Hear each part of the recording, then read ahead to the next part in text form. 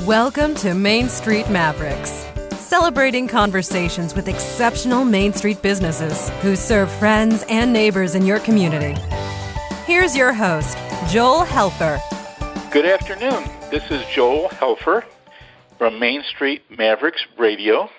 And today I'm really excited. We have a dynamic duo, a husband and wife team. This is an exclusive interview with Coach Culbertson and his lovely wife, Kimberly, from Creation Curve from Austin, Texas. And Coach Culbertson is a professional speaker, and also Kimberly, and they help leaders bring humanity back into their leadership through public speaking at conferences, association events, workshops, and corporate meetings. And they have a 3-step process called Core, Creation, and Community that we want to hear about today. Coach Culbertson, Kimberly, welcome to the show. Yeah, thanks, Joel. Thanks for having us on. Hey, we're glad to be here. It's great to have you, and I know you have your own show, so you're old hats at this, and now you're on the other side of the mic today, which is kind of fun. It is kind of fun. Yeah. It's relaxing. Yeah, it's relaxing where you don't have to worry about producing the show. You can just sit and enjoy and have a nice, pleasant conversation, and we can learn a little bit more about you. And one of the topics that you told me that you're interested in is why being a good boss means good business. And I understand that because I ran several businesses, and it was always a challenge to be a good boss and to try to not only take care of your employees' needs, but get them to motivated to do what you needed to do to make a living every day. How do you actually do that? How do you help people become good bosses? You know, I think that points to a bigger question and a bigger issue, Joel, that we all face in leadership, and that is that Gallup did a poll not that long ago, and actually they do an ongoing poll right now about employee engagement. You know, employees who are actually involved and, you know, interested in the actual mission of the organization. And what we found out is around 30% of employees are actually engaged. So that means for every 10 people that you have, 3 of those people are actually interested in actually doing stuff. And the other 7, well, they're kind of phoning it in. At best.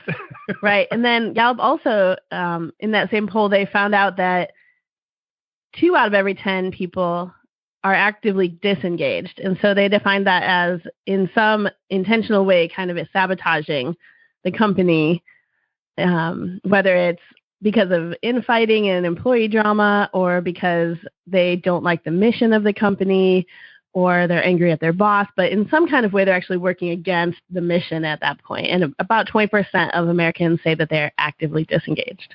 Wow.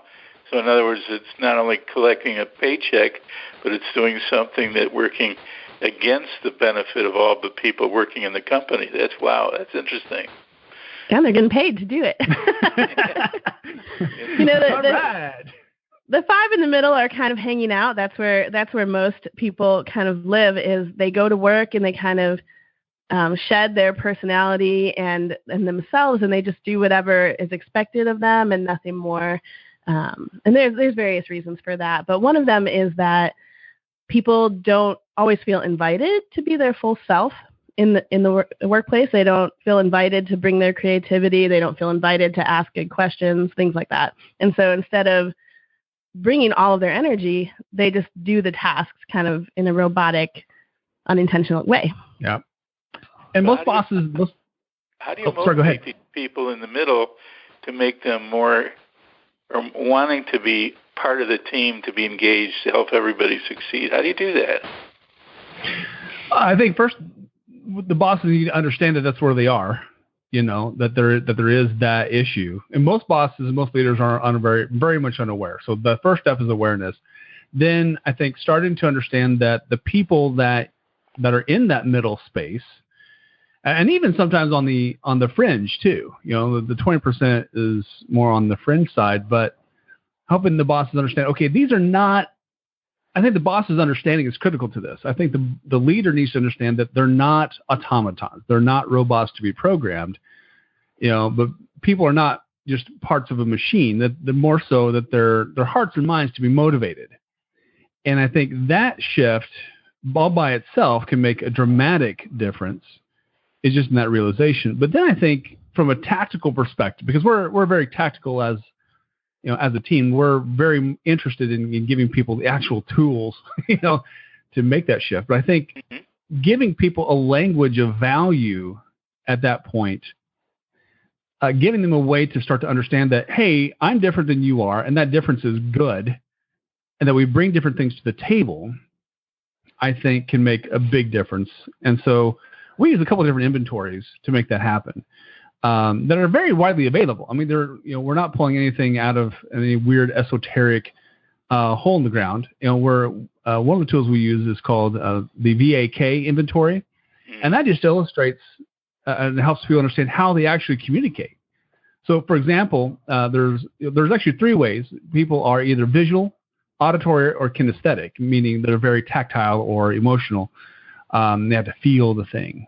And so for me, I'm very auditory as my primary modality, but I'm kinesthetic in my secondary way of communicating. Kimberly, on the other hand, is visual kinesthetic. And so once we understood that about each other, just in our own marriage by itself, automatically things got way better. Drastic improvement in communication. Well, that's important. Yeah. And for leaders to understand that they communicate in one fashion and their employees may receive communication in a different way might make or break a team.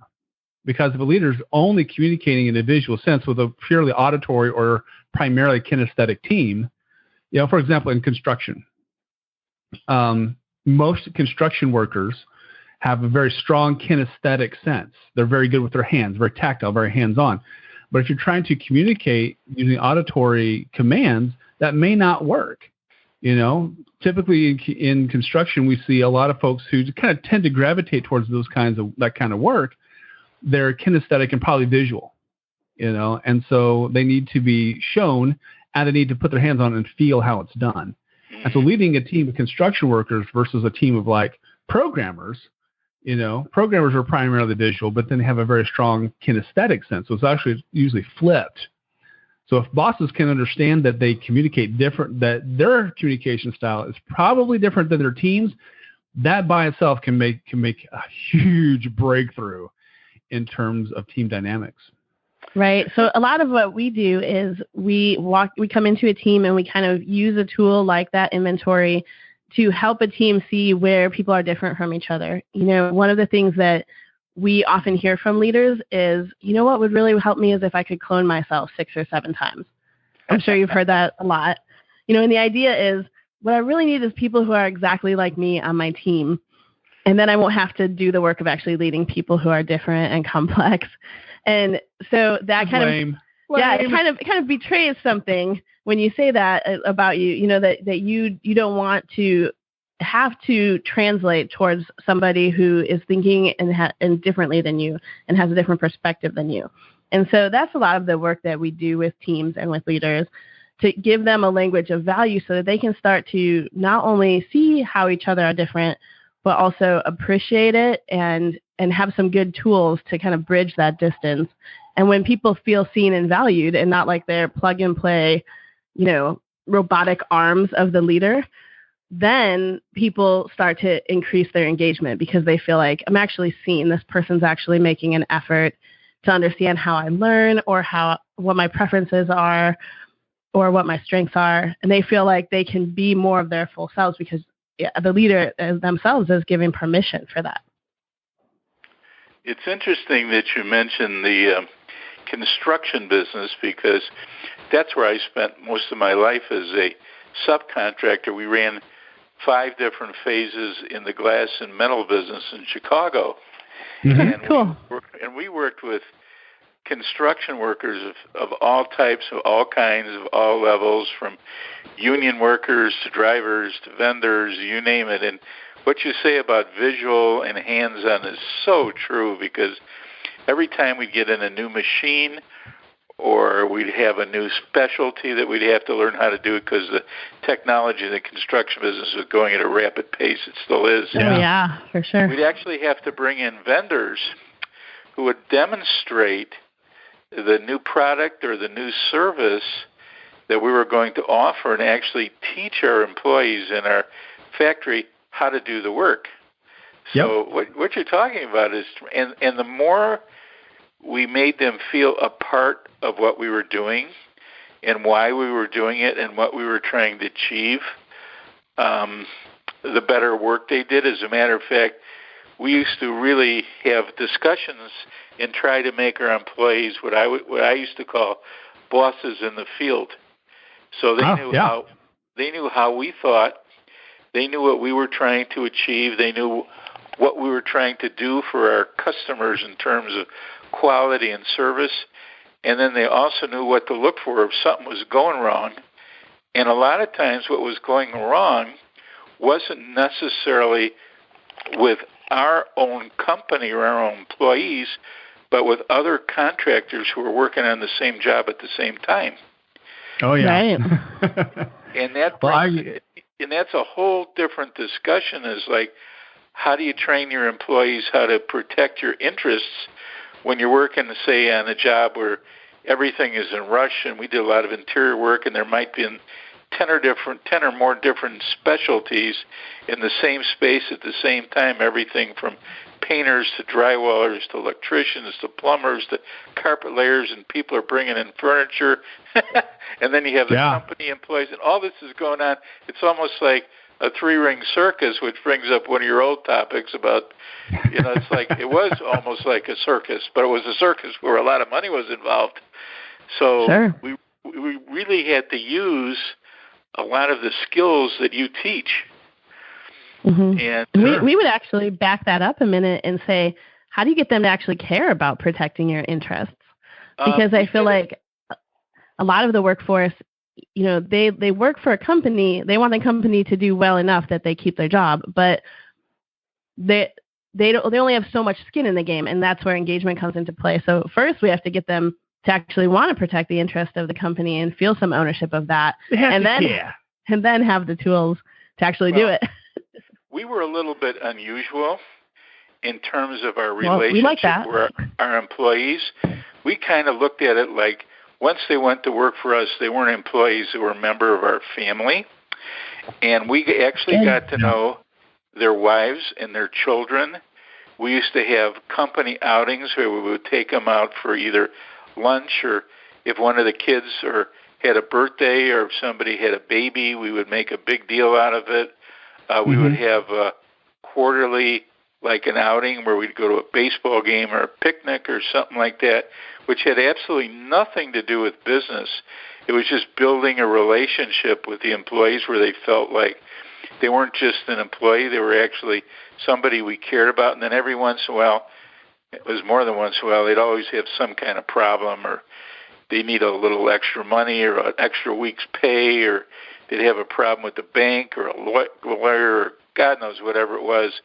We would always jump in and help them to the best of our abilities, even when it cost us some money. And by doing that, we got it back 10 times. Because every time they would go out on the field, they were really looking out for our interests because we were looking out for theirs. And that's how we ran our business. And then when there was a problem, I'd get calls that, hey, Joe, this isn't working right, or we came last night and we put all the glass in a certain place, and the drywaller came and put 300 sheets of drywall in front of our glass, and now it's going to take 3 days to get to our glass so we can install, stuff like that. Right. And as opposed to just sitting on the job and doing nothing. So I don't know if you teach that, but that's the way we ran our businesses, and it really worked well.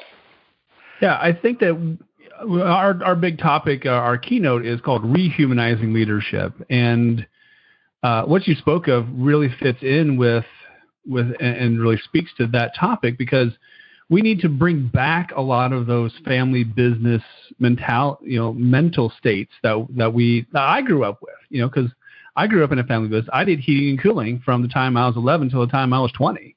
Okay. And, I hear exactly what you're saying, and I resemble some of those remarks.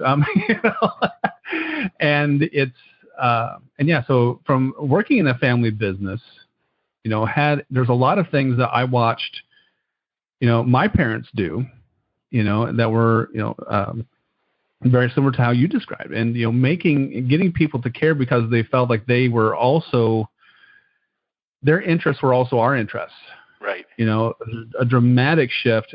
Somewhere along the line, we lost that in American society, and across all divisions and across all verticals and industries. And how do we get that back? And that's one of the things that we're really working towards, bringing people back to in that humanity, in that caring about people more than just, you're not just a cog, you're not just a robot, you are a member of the family. Yeah, and I think there's really two ways that you can rehumanize your leadership and how you interact with your employees. And one of them is what you're talking about, where you actually care about them when they're not performing a task for your job. Right. You care about their family, you care about their kids, you care about their needs. You have employee engagement in places where, it costs you without there being a direct, income related to that. You're just investing in them. And then the other side of it is to see them as human beings when they're doing the tasks and when they're doing the work for your company. How can we get leaders to look at people while they're doing their work as human beings still? Sometimes there's kind of a duality of, when you come to work, be a robot and do these things, and then we're gonna talk to you in the break room about who you are. So how can we bring that who you are into how they are working in the company and into the tasks that they're doing? When you have both those things, it works really well.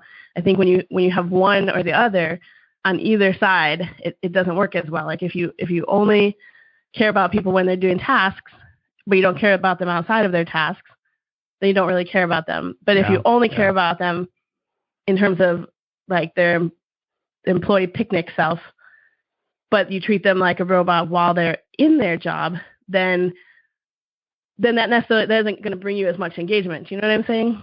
So we try to work with leaders around both. I understand completely. And what we used to do that worked well was we actually, even though we had to make the final decision on most of the different things, everything from opening the door in the morning to everything that goes with running a business, we would ask them their opinion and actually engage them in what I would call higher level decisions on whether we should take a job or work with a particular customer, or did they think that we could meet the schedule, because a lot of it was based on you had to get the work done by a certain time for lots of different reasons. And we just didn't throw them in and say, okay, here's a job that needs to be done in 2 weeks because the customer wants it to be done, even though it takes 6 weeks to do it. I mean, that's a big part of construction is scheduling. And it's not even a matter of money. It's just a matter it just can't get done. And so we used to talk about this in advance, and believe it or not, we would listen very carefully to what our employees would say. And if they would say, like Joel or Harvey or my brother or my dad, say, this is a great job, and we would love to take it, and I know you're going to make money, and we're going to make money, but we're not going to get it done. It's impossible. You just have to either get more time, or it's not even a matter of getting more money. If you don't get enough time, you just have to politely tell the customer, the architect, the owner, thank you, but no. Yep. Sometimes you gotta say no. And by engaging with our employees on that level, they felt that they just weren't coming to work in the morning and working from 7 to 3:30 or 4 or whatever, or noon in some cases, but they felt part of the decision-making process, and they knew why they were there and what they were doing. And then we went one step further. We did something that nobody does, is we actually had a quarterly meeting where we invite the wives or the girlfriends or the mothers, depending on, we'd get the women involved. And when we got the women involved who were at home, raising the families and knew what was going on with their husbands, man, our business just took off. Yeah, right on. They were supporting them say, okay, it's good to go to work. These are nice guys. Do a good job. Make sure you take care of them. They're helping us put food on the table. And I think what's been lost today is, in the old days, the only way to do business was either in person or over the phone or in that new old-fangled thing called the telephone booth. And I talk about that, and people say, what's a telephone booth? And I start laughing. And now with smartphones, internet technology, and emails, and all the ways that you can hide, rather than having to communicate with people directly, I think something dramatically has been lost, to answer your question. That's just my opinion. Well, we have a kindergartner, so he doesn't even know what a telephone is, or what kind of like a phone cord or a landline. What are those things? Yeah, for real.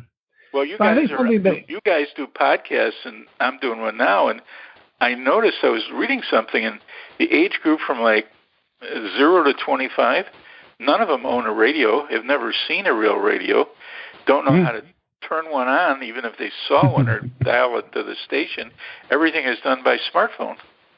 Yeah, that's true. When we explain our podcast to our parents, we say it's like a radio show on the internet. And if you say that to people under a certain age, they say, what's a radio show? They have no idea. So then you have to explain the radio. It's like a podcast on the radio, like you play on your radio. Yeah. I think kind of going back to something that you were talking about in your story, I think that an understanding of who you are directly relates to helping understand who other people are. We never see the world as it is. I think we always see the world as we are. Right. Something that my mentor, Helen Evans, always said back in my college days.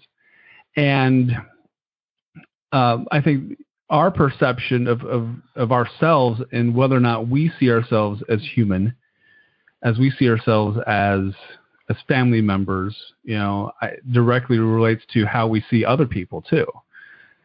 And so figuring out who we are and how we communicate our strengths, our weaknesses, helps us see the people who are leading. It helps us to see their strengths, their weaknesses, their talents, and how we can leverage that even stronger.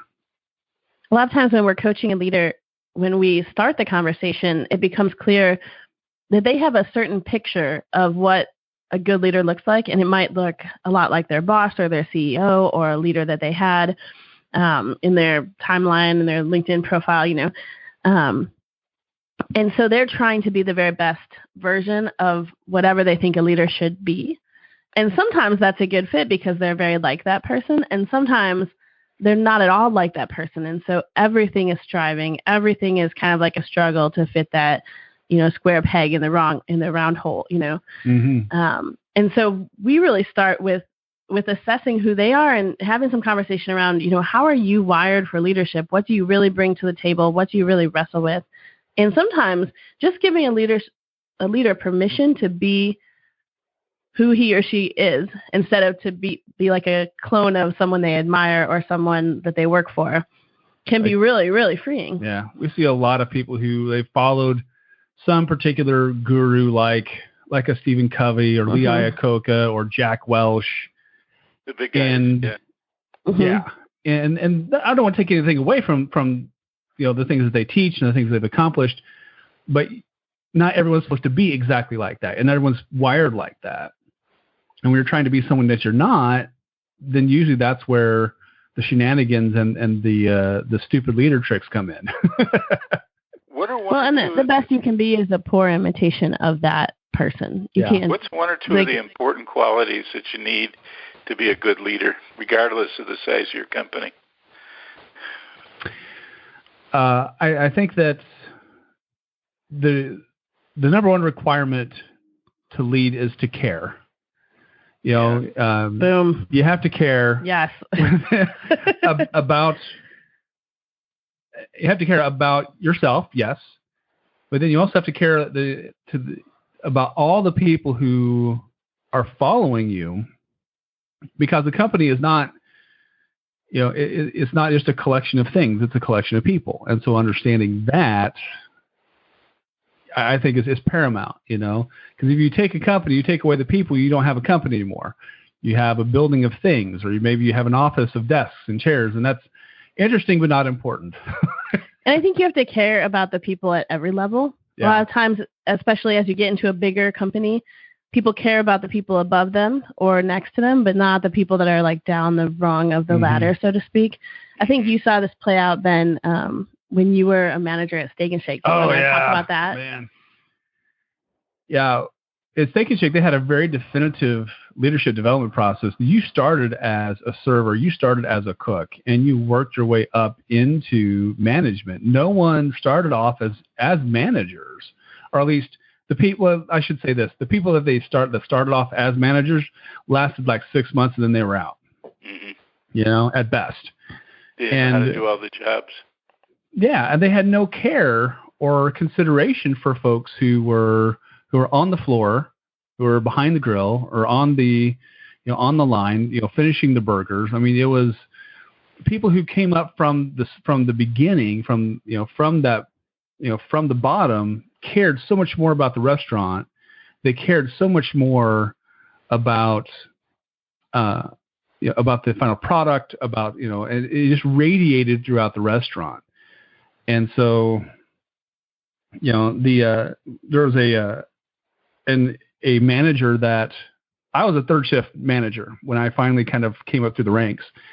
And there was another manager. Let's call him Frank.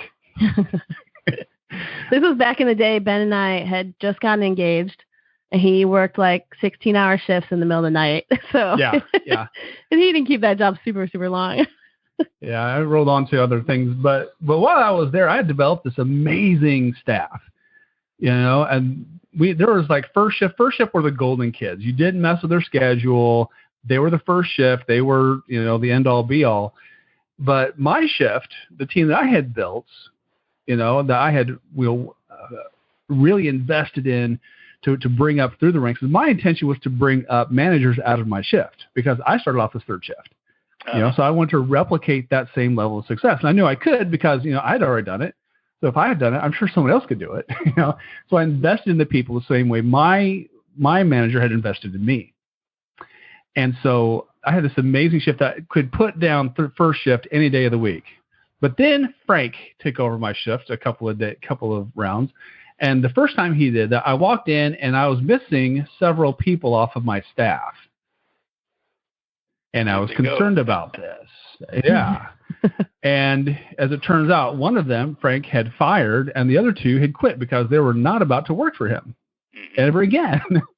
And then about 2 weeks later, Frank took over another two of my nights, and my staff was halved. And I didn't want to run the restaurant by myself, strangely enough, because we were the largest steak and shake in the nation. And let me tell you, in Peoria, about between 3 and 5 o'clock in the morning after the bars closed, you wanted a full staff to run that restaurant. Yeah, that's the only place you could go. I remember when I went to school in Illinois, we used to go in Champaign. We used to go to those places like early in the morning. Mm-hmm. Yeah. Right. The thing about Frank, because I knew him, he had a real different philosophy towards people. Radically different. He didn't see a lot of human potential in the third shift crew. Yeah. His philosophy was, I am the boss and you will do what I say or you'll walk out the door. And of course, my people had a tendency to be kind of the tough crew anyway, because we had a very specific hiring policy at Steak and Shake, which was, are you breathing? Awesome, you're hired. But even with that, I believe that every single person as they come in the door was a walking miracle. I believe that everyone had potential to do amazing things. And they felt that, I believe, and that's why they worked for me as amazingly as they did. But they wouldn't work for Frank because Frank, well, he didn't believe that. They were cogs in his machine. And I just didn't work for them. Well, there's a unique... You got to care. There's a unique position that I had, which was the son of a boss in a family business. And that, where we were almost bosses in the early days, but not quite. And we had to earn our spurs so the employees would work for us. And that's a whole different subject, maybe for a second interview.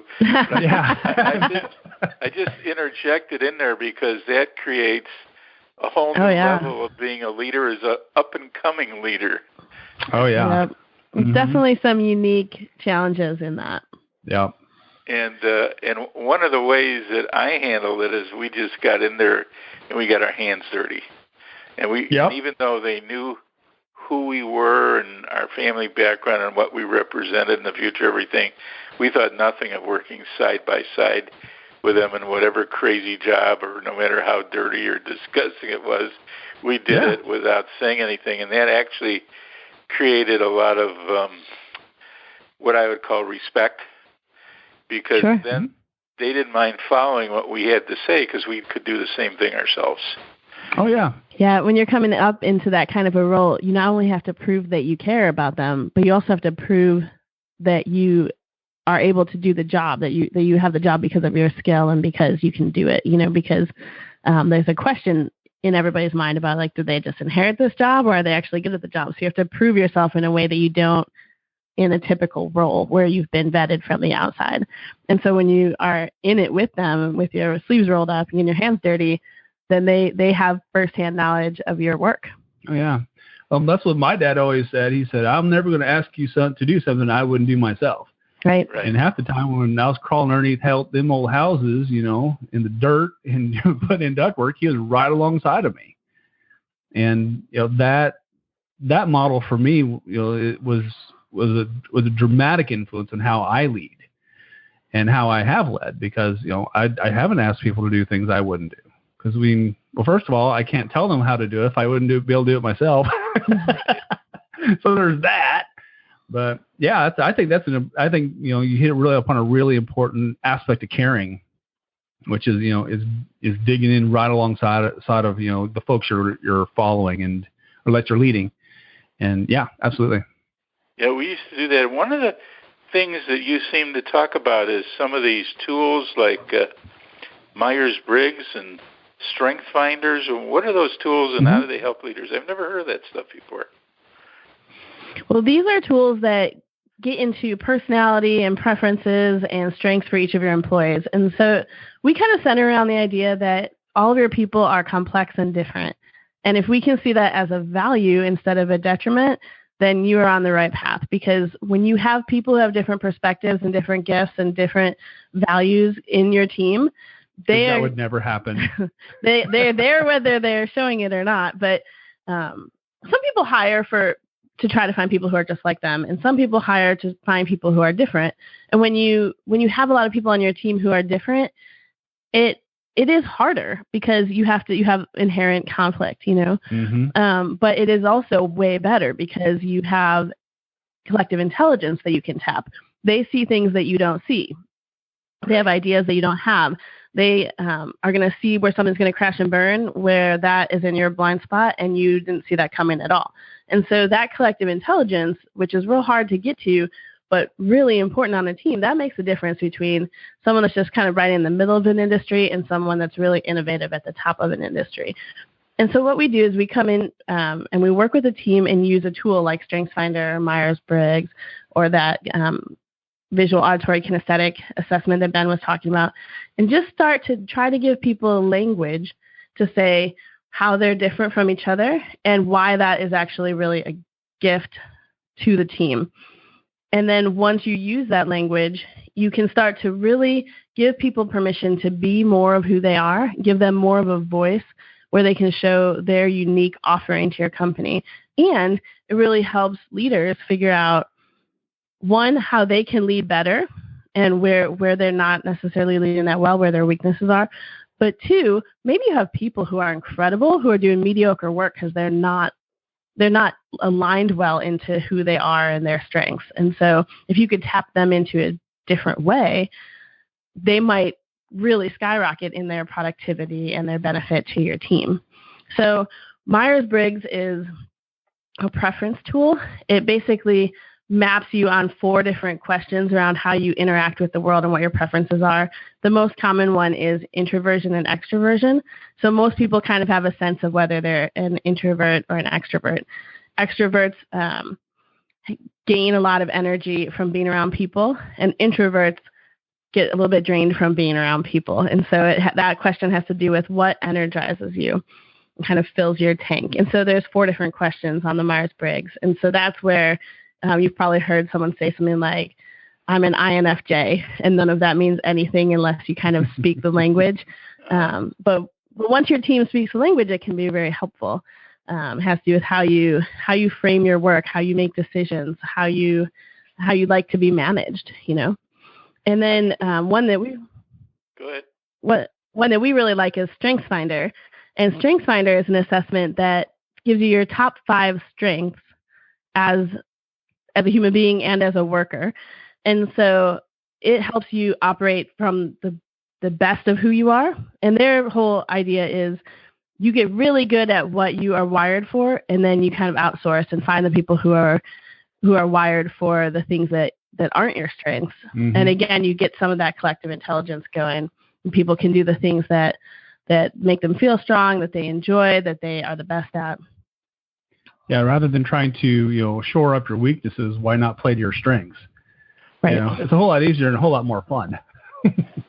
Kimberly, Ben, I have an interesting question. How do you work with people who are bosses and leaders who are kind of set in their ways, and they think they got the best solution for everything when they don't? How do you get them to even open up to the possibility that maybe they can make a few changes to work better with their employees?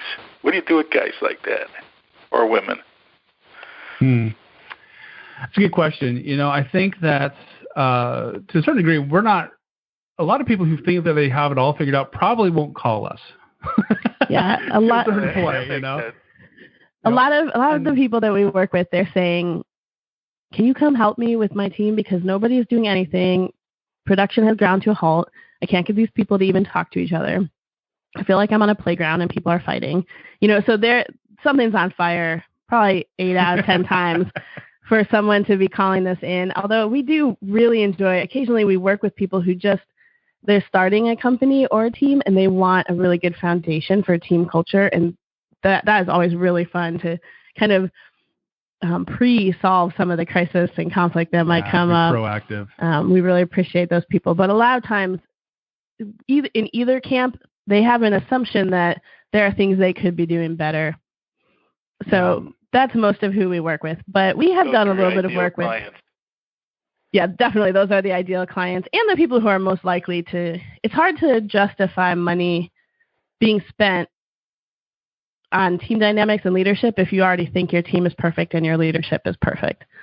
So unless you want to wait till your office is on fire, right? Which a lot of folks do. Now, occasionally in a corporate environment, what will happen is the leader of a team thinks that they are a fantastic leader and their team is fine, and someone from outside of them, either from company policy or from, their boss is saying, I'm going to bring in this consultant to help you with your team. And they might be really resistant to it. And then I think, to answer your question, it's a little bit of a chipping away, and it just takes some time. And it's asking a lot of questions. Like, did you notice how that conversation went? What do you think about that? Why do you think they're responding that way? And then offering maybe other perspectives. So it's kind of like, it's a slow move. If the person doesn't think, like in anything, if the person doesn't think they have anything to learn, it's pretty hard to teach them. So first you have to prove they have something to learn. You guys have a dynamic too. Well, how do people find out about Kimberly and Ben, Coach Culbertson, if they want to contact you, if, like you say, their office is on fire? That's pretty good. Yeah. How do you put the fire out? Well, of course, they can just bounce over to our website, which is just creationcurve.com, exactly how it sounds. And that's, they can contact us that way. There's a couple different ways that they can communicate with us there. Obviously, they could also tune into our podcast to start getting some ideas about, how to start being a little bit more proactive. A little more human. To bring out that humanity in their leadership. Because that's a lot of what we talk about. I mean, even the guests that we bring on, they exemplify the model that we teach. We actively seek out the practitioners that are actively doing this, because we know we're not the only people, that have this great epiphany. There's a lot of folks out there, and we want to call attention to that. And I think the podcast will also help folks start to get acquainted with the work that we're doing. And then, of course, they can contact us via the website, and we can start engaging from there. And that's of course, you can find us on Facebook and Twitter, too. Yeah. That's creationcurve.com. That's an internet address of your website. Is that correct? Yep, that's our address, www.creationcurve.com. Oh, that's fun. Or they can engage with you on Facebook message under, do you have one on your personal Facebook, or do you have under creationcurve.com under a Facebook page also? Oh, they can find us on Facebook. Just do a quick search for Creation Curve. Also, we're on Twitter at Creation Curve. Definitely the best place would be our business page if you're looking to engage with us.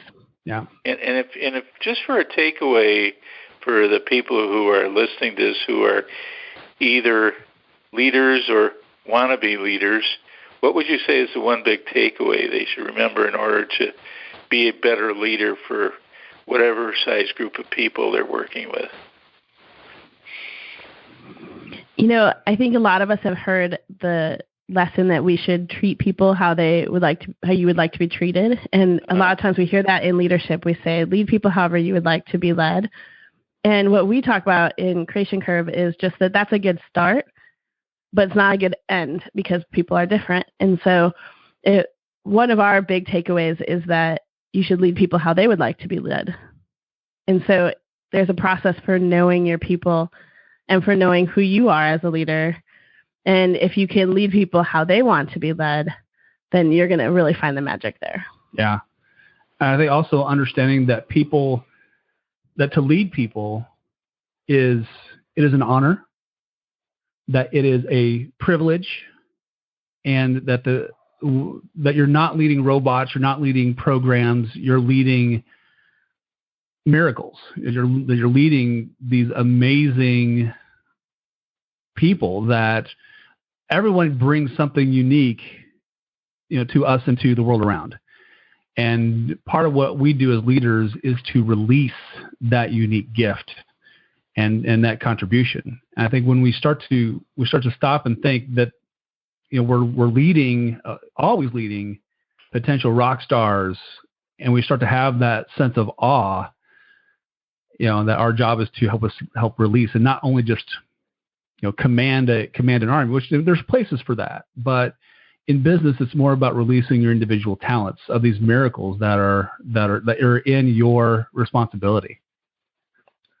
No, I totally agree with you. And I really appreciated Kimberly and Benjamin Coach Culbertson for being on Main Street Mavericks today. This has really been enlightening to find out qualities you need to be a leader and how to work better with your people, which translates into not only more money for the bottom line, but the fun and enjoyment of being in business every day. And I thank you very much, and I wish you both good luck and continued success in your business. And I hope people realize the value of seeking you out, because you guys really are, obvious to me, are real experts in helping people run their businesses very much. So thank you very much for being on Main Street Mavericks. I appreciate it.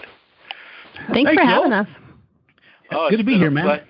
It's been a pleasure, and this is another episode of Main Street Mavericks Radio, and we always sign off by saying, have a little fun every day. Don't save it up. You've been listening to Main Street Mavericks Radio with Joel Helfer.